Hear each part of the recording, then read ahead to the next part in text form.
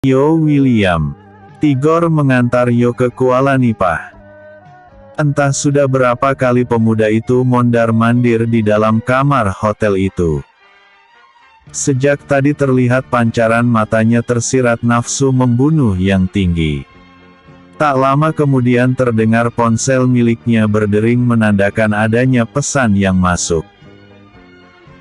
Dengan cekatan pemuda itu menyambar ponselnya di atas tempat tidur lalu membuka kunci di layar ponsel itu sambil dengan kakinya, dia menyingkirkan sebuah kursi yang terjatuh akibat amukan dari luapan rasa emosinya yang tak terkendali. Antara Yo William, Harvey dan Lilian sudah terjalin persahabatan sejak mereka masih duduk di sekolah dasar. Susah dan senang selalu mereka jalani bersama. Walaupun banyak yang membuli Yo, menghina bahkan dikatakan anak orang hutan oleh Charles, Milner dan Jimbo, namun Harvey dan Lilian tidak pernah meninggalkan dirinya bahkan tetap bersahabat dengan tulus. Kini, bagaimana dia tidak merasa marah jika salah satu dari sahabatnya itu ditindas oleh orang yang selama ini selalu menindas dirinya. Dan tidak hanya sampai di situ saja. Orang yang menindas sahabatnya itu malah menggunakan nama besar perusahaan milik ayahnya serta anggota dari organisasi yang dia ketuai. Benar-benar mencari mampus. Ketua. Ada apa Anda begitu terburu-buru pulang ke Kuala Nipah? Apakah ketua mendapat kabar yang tidak baik dari kakek Mahaguru? Tanya satu suara di pesan WhatsApp. Tidak paman. Bukan itu. Saat ini aku mendapat kabar dari Mountain Slope bahwa sahabatku sedang dalam masalah. Aku harus segera kembali. Aku ingin kembali secara gelap melalui jalan laut. Ini karena aku membawa 2 bilah senjata tajam. Aku khawatir jika tidak dapat lolos di ruang pemeriksaan. Jawab Yo lalu segera mengirim balasan pesan suara tersebut. Baiklah ketua. Kami akan segera ke Martins Hotel sekarang. Jawabnya. Kami. Tidak. Hanya kita berdua saja paman. Aku tidak ingin menjadi pusat perhatian. Dan, bawa mobil biasa saja.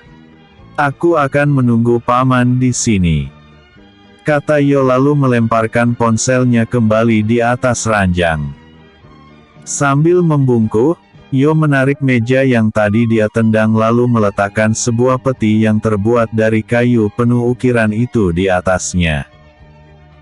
Dengan tangan bergetar dia membuka penutup peti kecil itu lalu mengeluarkan 2 bilah pisau dan memperhatikan kedua benda pusaka tersebut.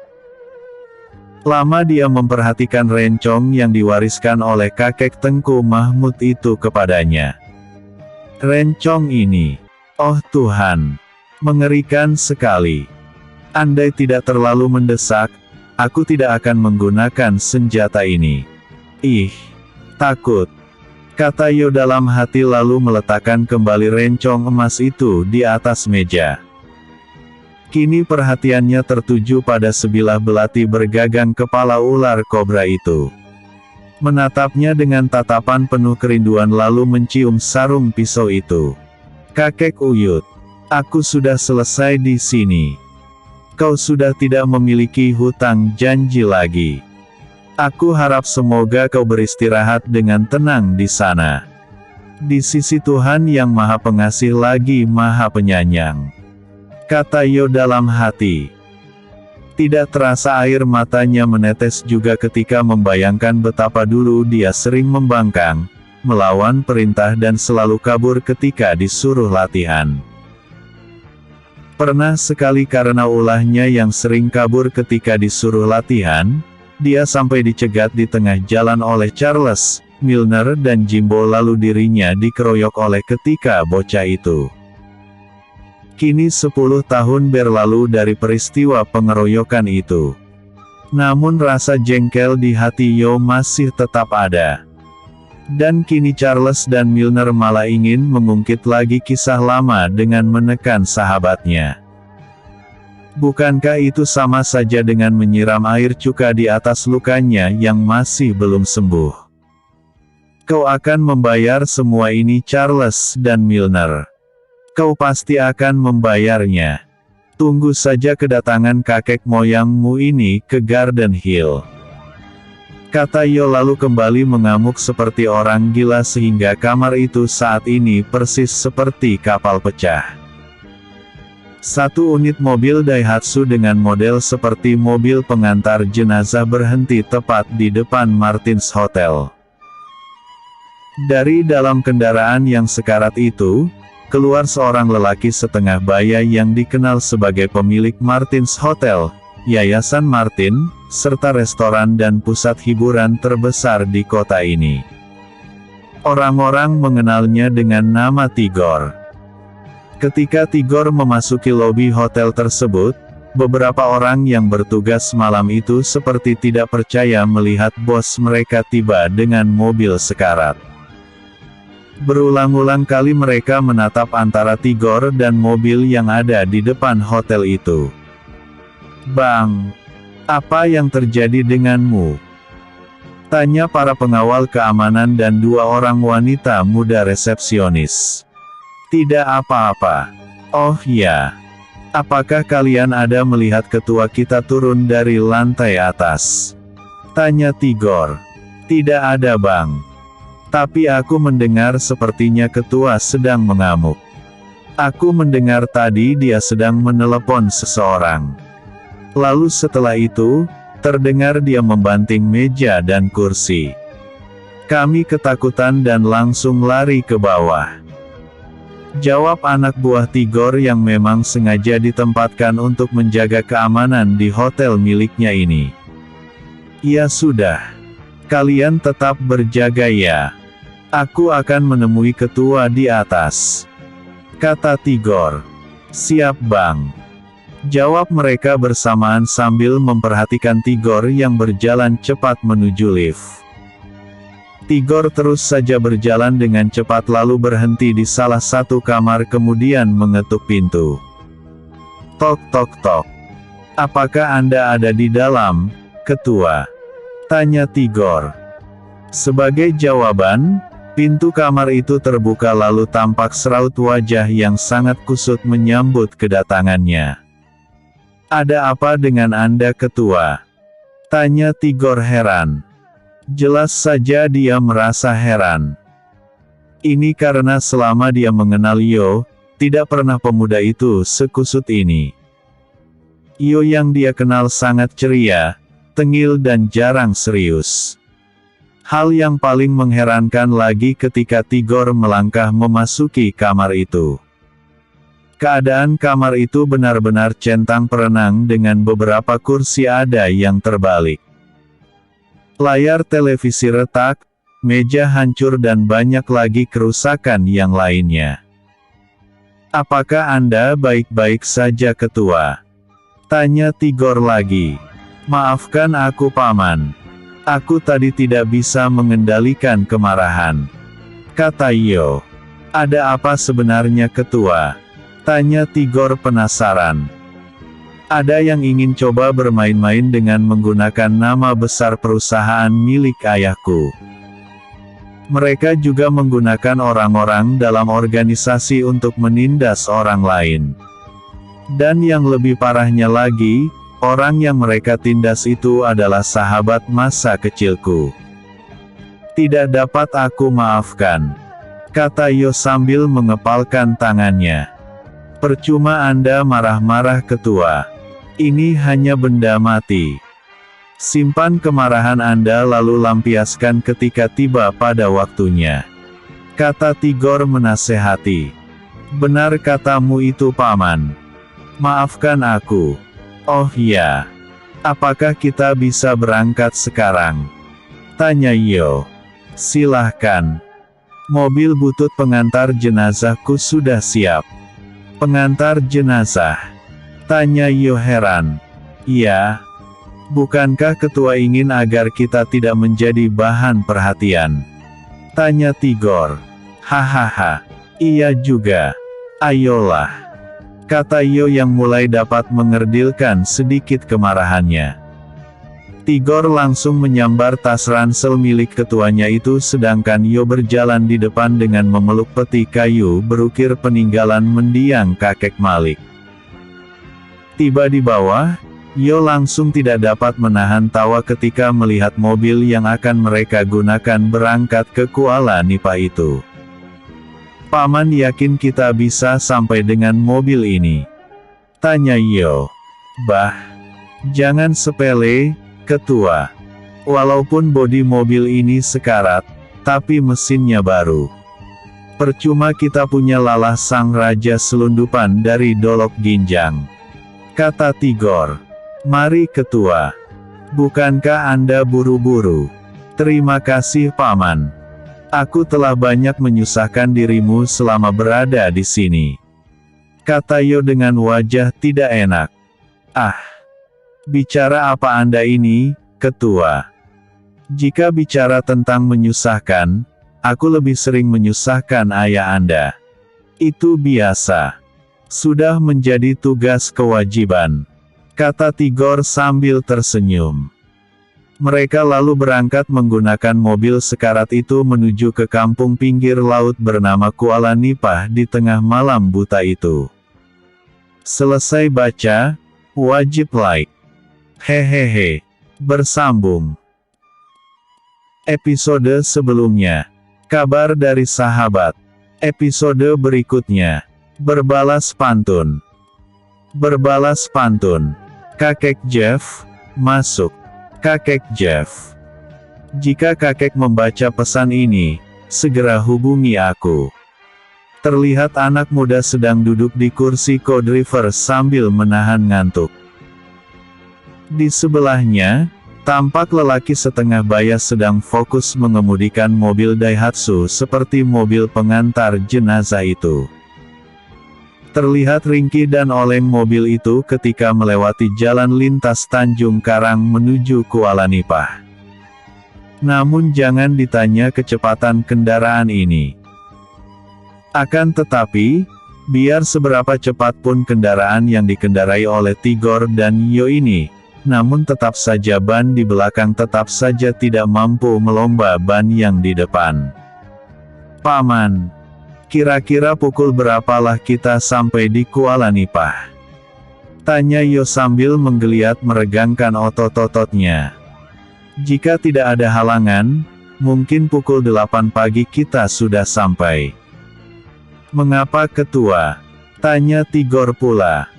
Kira-kira, kakek Tengku Mahmud marah apa tidak ya kalau kita mengunjunginya?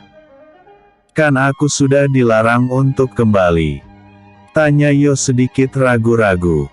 Entahlah Ketua. Kalau dia nanti marah, siap-siap saja menerima hukuman. Jawab Tigor yang memang sejak tadi juga khawatir diberi stempel cap kerang oleh Tengku Mahmud. Kalau nanti kena semprot sama kakek guru, Paman diam saja. Biarkan Yo yang akan menghadapinya. Kata Yo penuh percaya diri. Padahal perutnya merasa mulas begitu membayangkan ketika nanti Tengku Mahmud mengamuk. Orang tua itu memang sangat aneh dan terkesan angin-anginan. Namun walaupun begitu, orang-orang yang tinggal di Kuala Nipah sangat menghormati lelaki tua itu. Ketika mereka terdiam dengan pikiran masing-masing, tiba-tiba saja telepon seluler milik Yo berdering. Kakek Jeff. Gumam Yo lalu segera menjawab panggilan itu. Kek. Kata Yo begitu menjawab panggilan. Tuan muda. Ada apa Anda menyuruh saya menelepon Anda? Tanya kakek Jeff di seberang sana. Kek.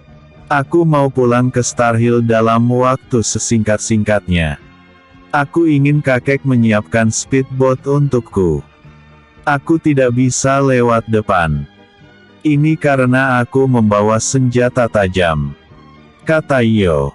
Tuan muda.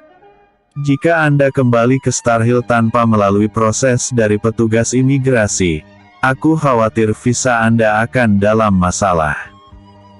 Lagi pula mengapa begitu terburu-buru? Tanya kakek Jeff. Begini kakek Jeff, kata Yo sambil menceritakan semua isi percakapan antara Yo dan Lilian beberapa waktu tadi secara detail tanpa dikurang ataupun ditambahkan. Kurang ajar. Berani sekali mereka, kata Jeff dengan nada marah. Kakek, harap jangan mengambil tindakan apa-apa. Aku memiliki rencanaku sendiri. Ketika semuanya sudah dipersiapkan, aku akan membuat mereka membayar mahal. Dengan tanganku sendiri, kata Yo. Tuan muda, dengarkan saran dari kakekmu ini. Aku akan datang ke Kuala Nipah. Aku akan tiba dalam waktu 24 jam dari sekarang. Namun bukan untuk membawa Anda kembali dengan cara gelap seperti maling. Anda harus tetap berangkat melalui jalan resmi. Aku akan datang hanya untuk mengambil barang-barang milik Anda saja. Lalu kita bertemu di Star Hill, kata Jeff. Tidak, jangan kembali ke Star Hill. Juga rahasiakan kepulanganku. Ingat kek, hanya kakek saja yang tahu bahwa aku akan kembali. Sebaiknya, jika kakek tiba lebih dulu, tunggu aku di Mountain Slope. Aku ingin mengunjungi sahabatku, kata Yo. Begitu juga boleh, jawab Jeff. Satu hal lagi kek.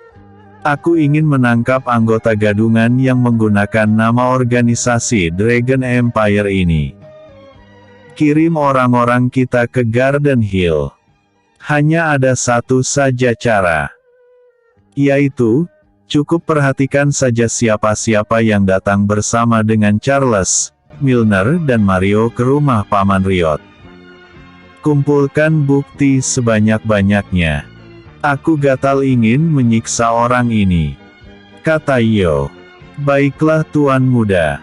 Aku tahu apa yang harus aku lakukan. Aku akan mengatur semuanya sebelum berangkat. 1 jam dari sekarang aku akan berangkat ke Country Home lalu segera meluncur ke Kuala Nipah, kata Jeff. Baiklah kek. Kalau begitu, Anda silahkan lakukan. Aku akhiri dulu panggilan ini, kata Yo lalu segera mengakhiri panggilan. Kuala Nipah. Kupu-kupu terbang melayang. Hinggap di cabang si pohon buloh. Ku rindu-rindu orang yang ku sayang. Apakah akan semakin jauh? Pucuk dicinta ulam pun tiba. Sambal kelapa perencah udang. Umur tak siapa bisa menerka. Andai tak jumpa, usahlah dikenang. Raja mangkat di atas katil. Pangeran bertahta menebar jasa. Jika pemimpin tak bisa adil, alamat negeri akan binasa. Tampak seorang lelaki tua duduk merenung di teras rumah sambil menimbang-nimbang beberapa kulit kerang di atas telapak tangannya. Sejak tadi pandangan matanya tidak lepas dari menatapi debur ombak di pinggir pantai sambil melantunkan pantun yang tak tahu arah juntrungannya itu.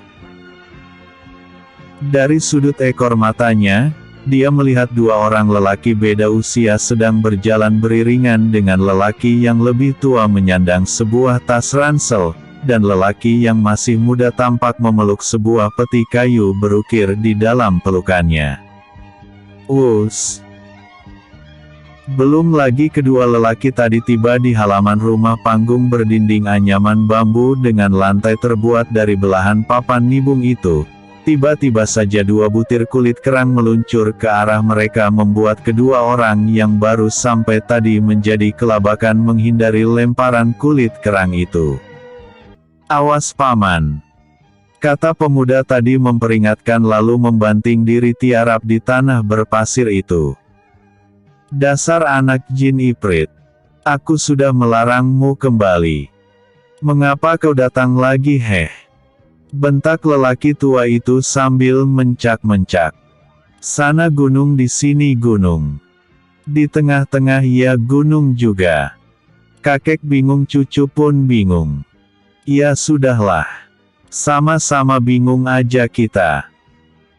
Terdengar balasan pantun dari pemuda itu sambil menirukan jurus-jurus dari sang kakek yang sedang mencak-mencak itu. Us! Hiat! Tampak pemuda itu menghindar dari lemparan kulit kerang tadi. Dasar anak jin iprit. Sana gunung di sini gunung lalu di tengah-tengah ada gunung juga. Apa kau kira dunia ini hanya sebatas gunung saja? Kesini kau. Pantunmu itu sama sekali bukan pantun yang bagus. Bentak lelaki tua tadi. Kek. Aku masih ada satu pantun lagi yang belum aku keluarkan. Coba kakek nilai ya. Kata pemuda itu sambil mengatur jarak dari lelaki tua tadi sambil diperhatikan oleh lelaki setengah baya yang sejak tadi menahan tawa. Jalan-jalan ke kota Kemuning. Singgah sebentar membeli buah duku, cempedak, salak, durian, rambutan, mangga. Dasar anak goblok. Jin iprit. Pantun macam apa itu? Kemari kataku. Bentak lelaki tua itu memotong pantun yang sama sekali tidak tahu ujung dan pangkalnya itu. Hehehe. Iya kek. Ini aku datang. Kata Yo sambil mendekat lalu mengulurkan kepalanya sedikit miring. Mengapa kau seperti orang teleng begitu? Tanya kakek itu. Loh, apakah kakek tidak ingin menjewer kupingku? Oh, jadi kau mau dijewer? Sini. Bentak lelaki tua itu. Menyesal aku begini tadi. Kata pemuda itu menyesali tindakannya menyerahkan kupingnya. Mengapa kau datang lagi ke sini anak jin iprit? Kata lelaki tahu itu sambil menjewer telinga anak itu. Aku mau pulang kampung kek. Makanya singgah dulu ke sini untuk berpamitan. Yo, kapan kau akan pulang? Tanyanya lagi. Besok kek. Aku akan pulang besok. Karena ada masalah di dalam perusahaan. Kata Yu juga menceritakan semua kejadian yang menimpa diri sahabatnya bernama Lilian itu. Apakah ada yang memperhatikan kedatangan kalian ke sini? Tidak kek. Kami ke sini dengan mobil pengangkut jenazah. Jawab Yo apa adanya. Ketahuilah Yo. Bukan kakek melarangmu datang kemari. Namun, kau harus tahu bahwa saat ini keadaan tidak memungkinkan. Kau itu sekarang jadi incaran banyak orang. Tapi untung kau datang ke sini. Kakek akan mengubah penampilanmu. Kata lelaki tua itu. Terserah kakek sajalah. Kalau bisa seperti penampilan artis ya kek. Minimal artis Hindustan lah. Kata Yo sambil tertawa. Diam kau. Itu urusanku. Sekarang pergi kau ambil air lalu masukkan ke dalam periuk besar yang ada di belakang rumah sana. Cari kayu bakar lalu rebus air hingga mendidih. Perintah sang kakek. Apa boleh aku meluruskan kakiku sebentar kek? Aku ini penat. Kata Yo mengeluh. Apa kau ingin keningmu itu memiliki cap gambar kulit kerang? Tanya sang kakek. Iya. Aduh. Baru saja sampai. Sudah disuruh angkat air. Kata Yo merengut. Anak jin. Kusumbat mulutmu dengan kulit kerang ini. Bentak si kakek. Ampun ke ampun. Iya aku pergi sekarang. Kata Yo sambil lari ke belakang rumah untuk mengambil ember 10 liter lalu segera ke tangki air untuk mengambil air bersih karena setiap sumur di kampung Kuala Nipah ini airnya memang jernih. Tapi mengandung zat garam yang sangat tinggi.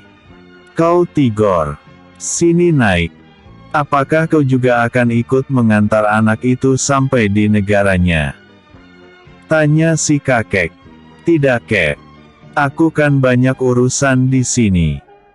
Apalagi sebentar lagi Marven akan bebas. Makin banyaklah kerjaanku. Jawab Tigor.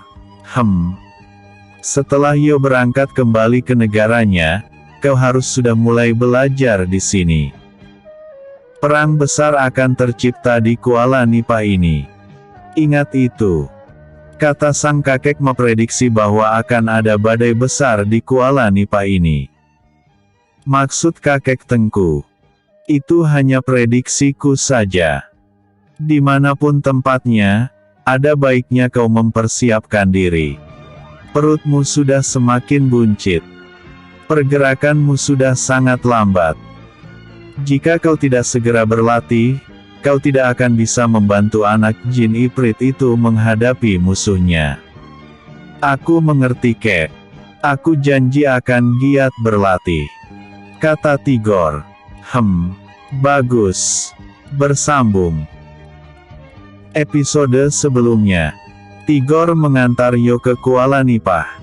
Episode berikutnya. Jeff sampai di Kuala Nipah. Yo William. Jeff sampai di Kuala Nipah.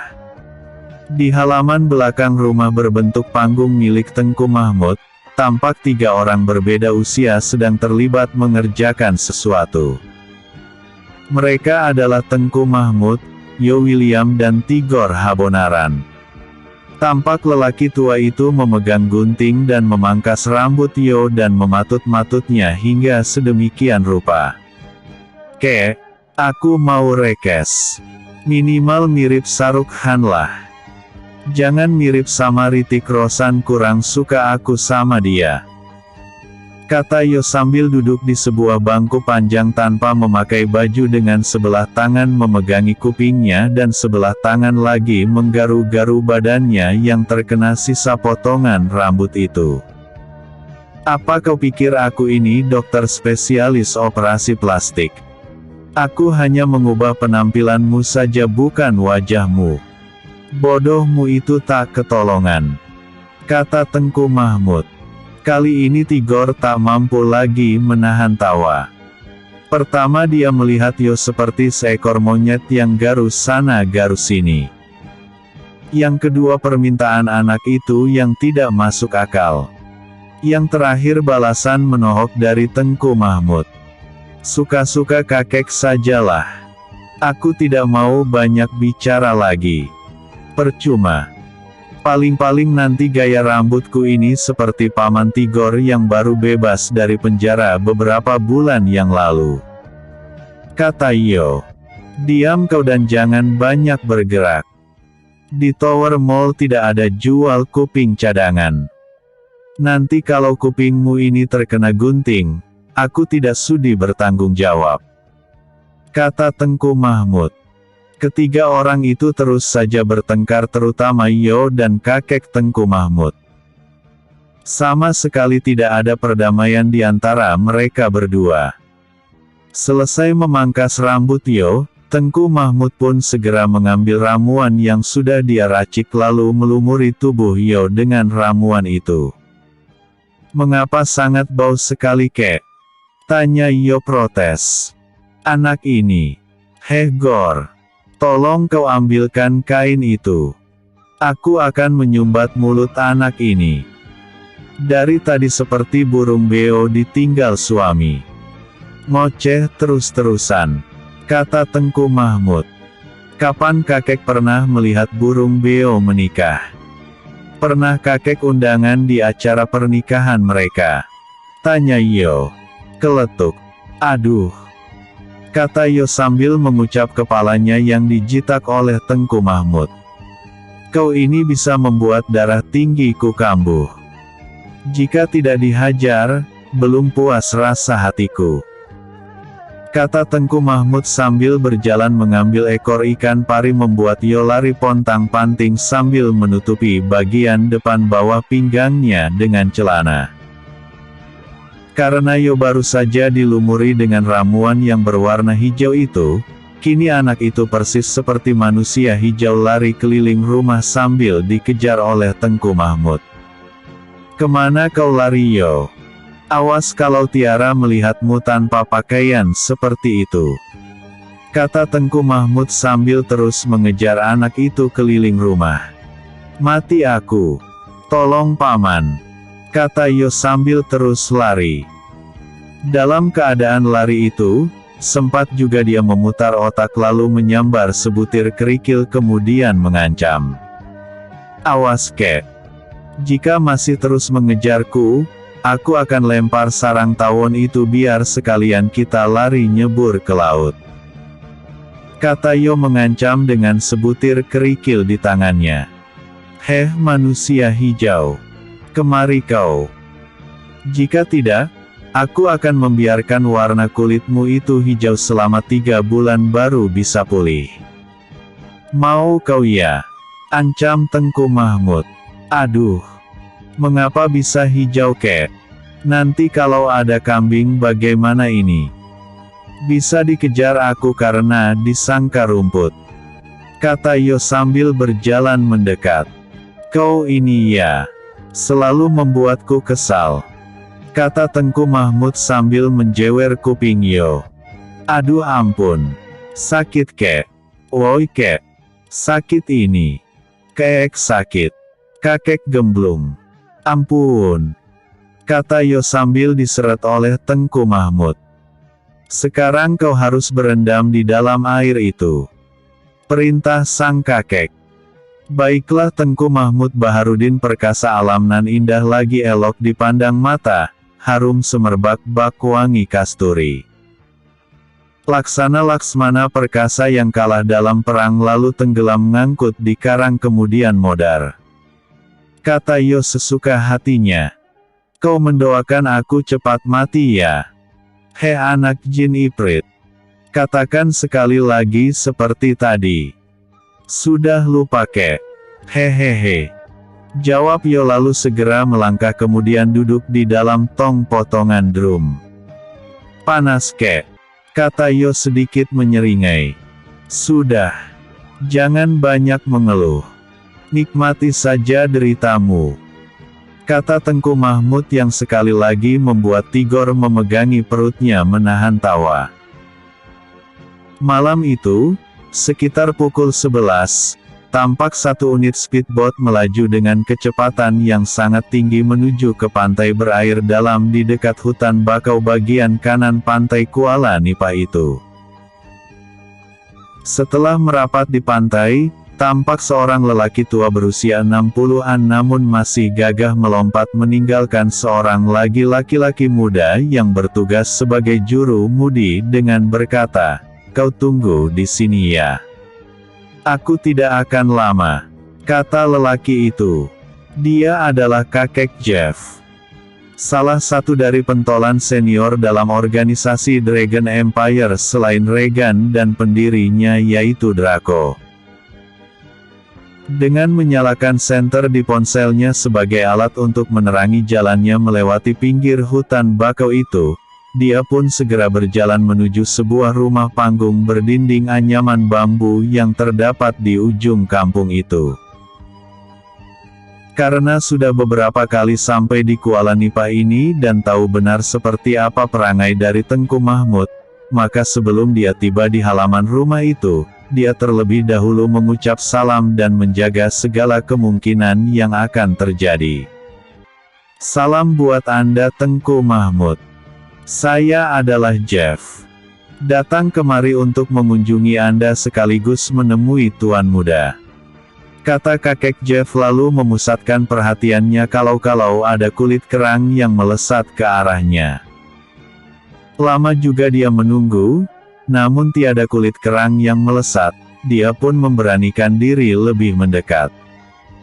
"Ternyata kau yang datang Jeff." "Heh," kata Jeff terkejut setengah mati melihat lelaki tua berdiri di belakangnya. "Oh, maaf Tengku Mahmud. Saya sampai terkejut," kata Jeff lalu menyalami lelaki tua itu. "Yo sudah menunggumu sejak tadi." "Oh ya. Di mana Tuan Muda sekarang berada, Tengku? Tanya Jeff. Dia ada di belakang rumah sedang berendam. Jawab Tengku Mahmud. Baiklah kakek Tengku. Kalau begitu saya akan menemuinya. Kata Jeff. Permisi. Silahkan. Jeff lalu melangkah menuju ke bagian belakang rumah itu. Tiba di sana, dia melihat Yo sedang berendam di dalam air sambil menggigil kedinginan. Tuan Muda, saya sudah sampai. Tegur Jeff membuat pemuda yang sedang berendam itu membuka kelopak matanya lalu menoleh ke arah datangnya suara tadi. Kakek Jeff sudah tiba. Bagaimana perjalananmu? Tanya Yo. Aman dan lancar. Oh, syukurlah. Kata Yo merasa lega. Tuan Muda, aku tidak akan lama di sini. Kedatanganku hanya untuk mengambil barang-barang milik Anda. Kemudian aku akan segera pergi. Mengapa tidak besok pagi saja? Tanya Yo. Tidak bisa Tuan Muda. Saat ini anak buahku sedang melakukan pengintaian di Garden Hill. Aku ingin mengambil bagian dan menghukum bangsat yang menggunakan nama organisasi yang kami rintis dengan keringat dan darah. Jika aku tidak menyiksa orang itu, sampai mati pun aku akan dikejar rasa bersalah. Kata Jeff. Baiklah. Temui Paman Tigor dan pinta barang-barang milikku. Ingat kek. Aku tidak mengizinkan siapapun membuka penutup peti peninggalan kakek Malikku. Jangan dilanggar larangan dariku karena aku pasti akan mengetahuinya. Jaga peti itu dengan nyawamu kek. Jika kau tidak sanggup, maka jangan dibawa dan aku akan memilih untuk pulang bersama denganmu malam ini. Tapi jika kakek sanggup, maka penuhi semua yang aku katakan tadi. Kata Yo setengah peringatan dan setengah perintah. Tuan Muda, aku akan menjaga barang milik Anda itu dengan nyawaku. Harap Anda percaya. Kata Jeff. Baiklah. Segera temui Paman Tigor, lalu ambil barang itu kemudian tunggu aku di Mountain Slope. Kata Yo. Siap laksanakan. Kata Jeff lalu pergi meninggalkan Yo untuk menemui Tigor guna mengambil barang-barang milik tuan mudanya itu. Bersambung. Episode sebelumnya. Berbalas pantun. Episode berikutnya. Yo meninggalkan Kuala Nipah. Yo meninggalkan Kuala Nipah. Keesokan harinya, sebelum matahari terbit, Tigor sudah bangun dan menyalakan mesin mobil yang baik bentuk maupun rupa seperti mobil pengantar jenazah itu. Sementara itu, Yo pun duduk di pinggir tangga dan bersiap memakai kaos kakinya sambil sesekali terjengkang ke belakang karena terlalu kuat menarik ujung kaos kaki itu. Tengku Mahmud yang memperlihatkan di belakang hanya menggelengkan kepalanya melihat tingkah Yo ini yang seperti sangat terburu-buru sekali. Mengapa kau seperti orang dikejar-kejar hantu begitu Yo? Tanya Tengku Mahmud. Dia merasa heran melihat Yo seperti tidak sabaran untuk kembali ke Star Hill. Waktuku tinggal 5 hari lagi kek. Aku juga harus ke Mountain Slope terlebih dahulu. Setelah itu, baru berangkat kembali ke Star Hill untuk mengadakan rapat. Setelah itu berangkat ke Garden Hill untuk memberi hukuman kepada orang-orang yang tidak tahu diri itu. Kata Yo dengan geram. Yo, boleh bergerak cepat. Cepat itu bukan berarti terburu-buru. Lebih baik lakukan pekerjaan secara pasti. Yang dikatakan pasti itu adalah sesuatu yang dikerjakan tidak berulang. Berbeda dengan terburu-buru. Karena sesuatu yang dikerjakan dengan cara terburu-buru itu pasti menimbulkan efek di kemudian hari. Dalam pekerjaan, sesuatu yang buru-buru itu pasti asal jadi. Yang namanya juga buru-buru. Coba kau pikiran. Ketika kau sedang mengejar target, lalu kau bekerja dengan cara terburu-buru. Pasti kualitas dari pekerjaanmu itu akan jauh dari kata maksimal.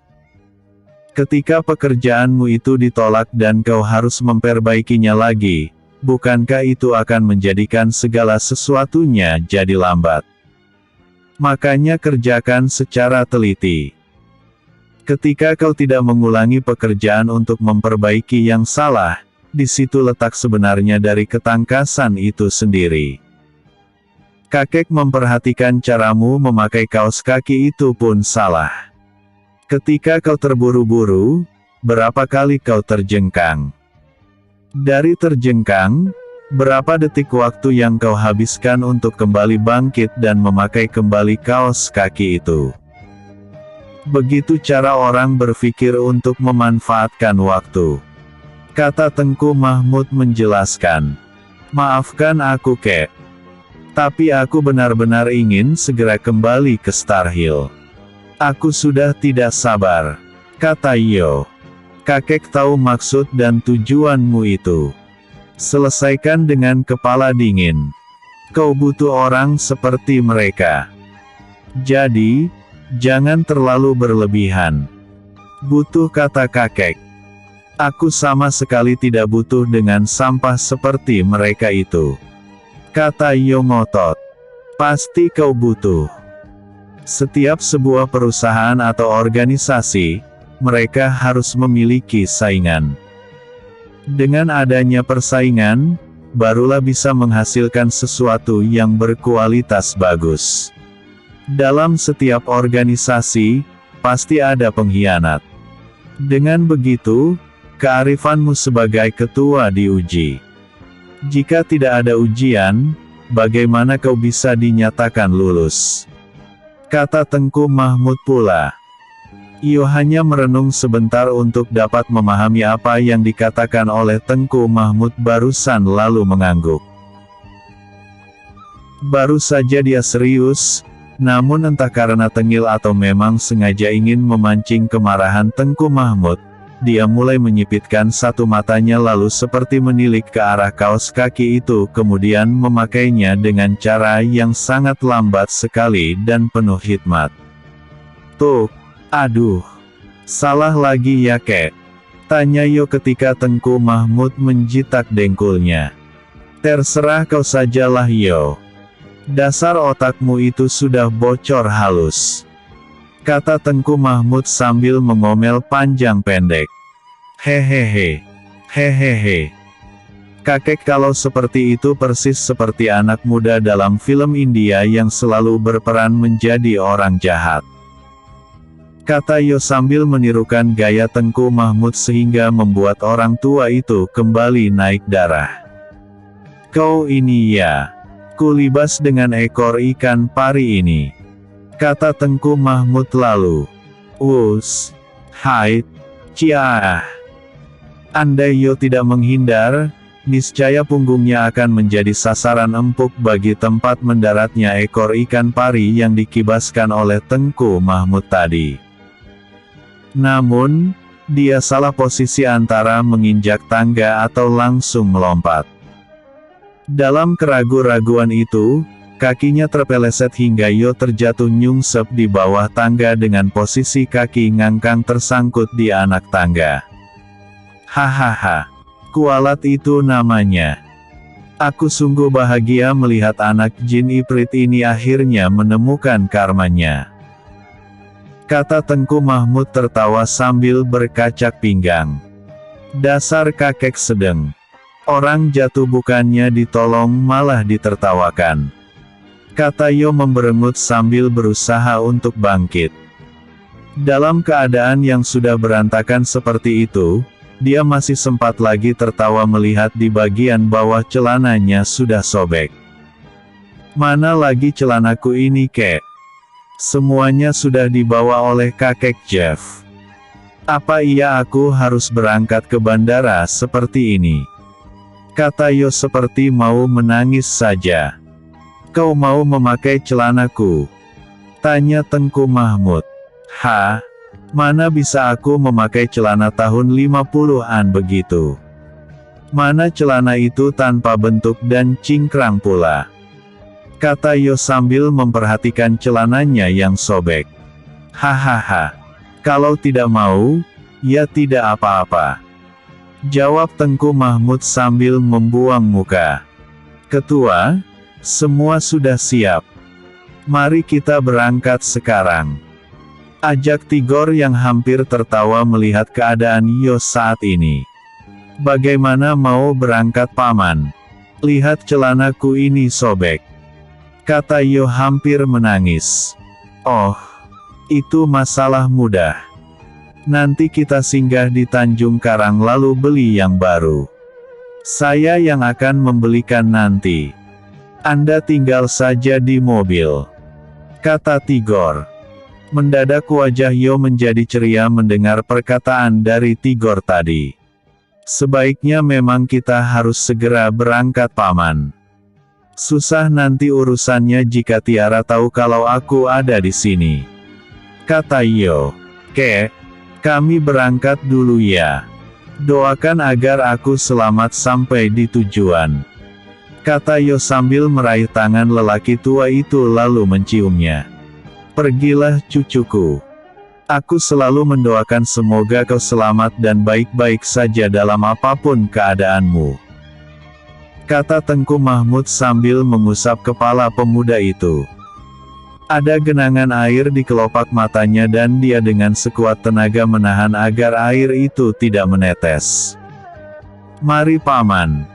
Kata Yo lalu melangkah meninggalkan halaman rumah milik Tengku Mahmud itu. Kakek, kami pergi dulu. Karena jadwal keberangkatannya nanti jam 5 sore. Kata Tigor sambil menyalami lelaki tua yang berdiri seperti patung itu. Segeralah kalian pergi. Hanya itu saja kata-kata yang keluar dari bibir Tengku Mahmud untuk melepaskan kepergian Yo William. Anak bandel yang selama lebih 3 tahun ini selalu bersama dengannya. Setelah mendapat restu, Tigor pun akhirnya menyusul Yo yang sudah melangkah terlebih dahulu. Ketika Yo sudah dekat dengan jalan, dia lalu berbalik kembali ke arah halaman rumah Tengku Mahmud, kemudian membungkukkan badannya untuk memberi penghormatan kepada Tengku Mahmud lalu tanpa menoleh lagi ke belakang, dia segera berlari ke arah mobil dan langsung memasuki mobil tersebut. Kini tinggallah Tengku Mahmud sendirian berdiri di halaman depan rumahnya itu melihat mobil yang dikendarai oleh Tigor dan Yo semakin menjauh lalu hilang di balik tikungan. Lelaki tua itu segera kembali menaiki tangga rumahnya, masuk lalu menutup pintu rapat-rapat. Jangan lupa selesai baca, sedekahin like-nya. Bersambung. Episode sebelumnya. Jeff sampai di Kuala Nipah. Episode berikutnya. Tiba di Mountain Slope. Tiba di Mountain Slope. Bandara Internasional Starhill. Seorang pemuda menggunakan masker tampak berjalan dengan santai menuju pos pemeriksaan. Setelah selesai dan lolos pemeriksaan, pemuda itu berjalan melenggang meninggalkan bandara menuju ke pangkalan taksi. Setelah mengatakan bahwa tujuannya adalah Mountain Slope dan disetujui oleh sang sopir, pemuda itu pun memasuki taksi tersebut dan mulai meninggalkan kawasan Bandara Internasional Starhill menuju ke sebuah perkampungan besar bernama Mountain Slope yang terletak sekitar 8 atau 7 jam perjalanan dari Starhill ini. Ketika itu sudah pukul 9 malam. Jika tidak ada halangan, maka pemuda yang diantar oleh taksi tersebut akan tiba di Mountain Slope sekitar pukul 4 atau 5 subuh. Tidak ada pilihan lain baginya selain menyetujui ongkos yang terbilang sangat mahal karena sang supir meminta bayaran ekstra berhubung kesulitan perjalanan malam serta jarak waktu yang akan mereka tempuh. Subuh itu, tepat hampir pukul 5, Taksi yang membawa pemuda itu sudah memasuki kawasan perkampungan pinggir sungai dan bukit itu.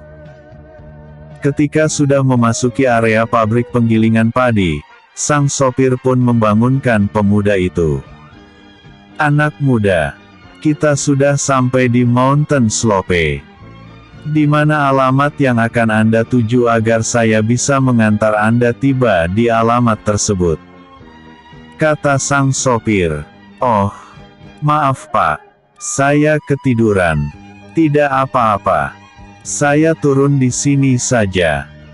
Apakah Anda menerima pembayaran selain tunai?" tanya pemuda itu. "Oh, Anda bisa membayar melalui transfer," kata Pak Sopir sambil menunjukkan kode QR kepada pemuda itu. Pemuda itu tanpa banyak bicara lagi langsung memindai skaner barcode tersebut lalu pembayaran pun berhasil. "Terima kasih Pak. Saya turun di sini saja," kata pemuda itu. "Sama-sama," jawab sang sopir lalu membantu membukakan pintu untuk pemuda tersebut. Setelah taksi itu bergerak untuk kembali ke Star Hill, barulah pemuda itu membalikkan tubuhnya lalu segera berjalan menuju ke salah satu gang kemudian memasuki gang tersebut. Pemuda itu berhenti di salah satu rumah milik warga di Mountain Slope ini lalu berpikir sejenak apakah dia langsung mengetuk pintu atau menunggu saja pemilik rumah tersebut bangun dari tidurnya. Namun karena tidak sabaran, dia langsung saja mengetuk pintu rumah tersebut. "Tok tok tok. Harvey, apakah kau sudah bangun?" tanya pemuda itu sambil mengetuk pintu. Tidak ada jawaban. Pemuda itu kembali mengetuk pintu. "Tok tok tok. Harvey, ini aku Yo. Jika kau sudah bangun, bukakan pintu," kata pemuda yang ternyata adalah Yo itu sekali lagi. Kreet. Suara pintu ketika dibuka lalu muncul seseorang dari dalam sambil mengucak matanya. "Siapa?" tanya pemuda yang baru saja membukakan pintu itu. Tak lama kemudian keluar sepasang lelaki setengah baya dari dalam kamar lalu meninjau ke bagian depan pintu. "Salam untuk Anda Bibi dan Paman," kata Yo memberi hormat. "Kau kenal orang ini Fei?" tanya lelaki setengah baya itu. "Entahlah ayah. Memang sepertinya aku pernah melihat orang ini. Tapi mengapa berbeda sekali?" kata Harvey sambil terus memperhatikan Yo yang juga tak kalah herannya. "Ada apa denganku?" pikir Yo dalam hati. Lama dia berpikir sampai dia teringat bahwa Tengku Mahmud kemarin berkata jika dia telah mengubah penampilan Yo sedikit dekil dan memiliki kulit hitam dan sangat kusam berkat ramuan yang dilumuri oleh Tengku Mahmud di seluruh tubuh badannya. Awalnya Yo hendak menangis melihat perubahan pada kulitnya itu. Tadinya dia berharap bisa seperti Saruk Khan, malah kini penampilan dirinya nyaris seperti gembel. Tentunya gembel elit. "Harvey, kau tidak mengenali aku lagi. Ini aku sahabatmu ketika sekolah dasar dan sekolah menengah. Aku Yo. Yo William," kata Yo sambil menegaskan kembali siapa dirinya. "Yo?" tanya Harvey sekali lagi mengucak matanya. "Sepertinya iya. Tapi mengapa kau begitu hitam dan dekil sekali?" tanya Harvey. "Sering berjemur di pantai," jawab Yo singkat. "Di mana Lilian?" tanya Yo kepada Harvey. "Sebaiknya suruh masuk saja sahabatmu itu Fei. Kita bicara di dalam saja," kata ibu Harvey lalu mendahului berjalan ke ruang tengah. "Lilian ada di rumah neneknya. Nantilah aku suruh dia kemari jika sudah terang," kata Harvey. "Apa benar kamu ini Yo William anak tuan besar Jerry William? Jangan mengaku-ngaku. Nanti aku laporkan kau ke polisi," ancam ayah Harvey dengan tatapan penuh selidik. Ya ampun paman. Ini aku Yo William. Jika tidak percaya, ini pasportku. Lihat saja sendiri. Kata Yo sambil menyerahkan pasportnya kepada ayah Harvey. Oh ternyata benar. Kata ayah Harvey sambil menunjukkan paspor milik Yo kepada istrinya. Maafkan kami tuan muda. Kata ibu Harvey sekalian mewakili suaminya juga. Aku pulang karena ingin menyelesaikan masalah antara keluarga Lillian yang ditindas oleh Mario, Charles dan Milner. Kau mau ikut Faye? Tanya Yo. Iya boleh juga tuh. Jawab Harvey sambil memperhatikan Yo yang mulai mengirim pesan suara kepada seseorang. Kakek Jeff. Aku sudah tiba di Mountain Slope. Tepatnya di rumah keluarga Harvey. Jika kakek berada di kawasan ini, segera temui aku. Kata Yo mengirim pesan suara melalui aplikasi WhatsApp.